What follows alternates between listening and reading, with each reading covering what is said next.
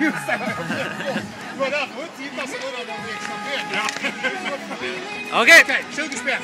Vi trollkarlar, vi behöver inte tänka på gal. Det är ju kulturarbetare och det är inte så fett. Så gör vi så här med pengar. Kan ni min trolleriform nu? Nej.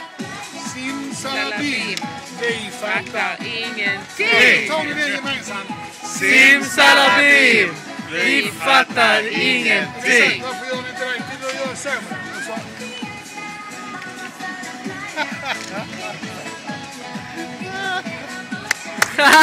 Jag måste säga så här, va? Man tar denna och formar den som en liten strut. Så här. Kan man med lite tur. Åh! 20 ner här, va? Nu har han plötsligt 520. Tack för det. Räddningstjänsten. Snyggt. Det blir mer sånt idag, va? Va? Det blir mer sånt. Det blir mycket mer sånt.